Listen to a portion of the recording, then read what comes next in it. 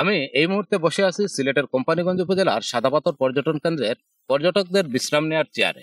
এই চেয়ারগুলো একটা সময় এতটাই ব্যস্ত ছিল, পর্যটকরা এই চেয়ারগুলো ভাড়া পেতে হিমশিম খেতে হতো।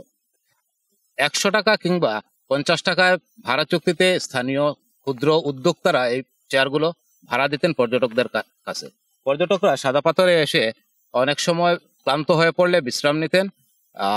ইদানিং সাদা পাথরের লুটপাটের যেই চিত্র আমরা বিভিন্ন মাধ্যমে জানতে পেরেছি, এই চিত্রের কারণে পর্যটক শূন্য হয়ে পড়ছে সাদা পাথর। যেই চেয়ারগুলো একটা সময় ভাড়া পেতে অনেকটা ব্যাগ পেতে হতো সাধারণ পর্যটকদের, আজ সেই চেয়ারগুলো শূন্য পড়ে আছে। কারণ সাদা পাথরের যেই আকর্ষণ ছিল, পাথরগুলো লুটেরা চক্র লুট করে নিয়ে গেছে।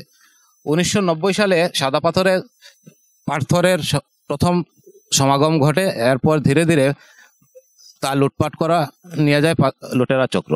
সর্বশেষ 2017 সালের 13 দফা পাহাড়ি ঢলের কারণে সাদা পাথর এলাকায় 13 স্তরের পাথরের সমাগম ঘটে। এই পাথরগুলো প্রায় 20 ফুট উঁচু স্তর করে বলে স্থানীয় প্রশাসন সূত্রে জানা গেছে। পরবর্তীতে আমরা যতটা জানতে পেরেছি, সাদা পাথরের তৎকালীন 20 ফুট স্তরের পাথরগুলো ধীরে ধীরে নিঃশেষ হয়ে যায় লুটেরা চক্রের কারণে। সম্প্রতি গত মাসে এবং চলতি মাসে 2 দফা পাহাড়ি ঢলের কারণে সাদা পাথর এলাকায় বেশ পাথরের স্তূপ জমা হয়।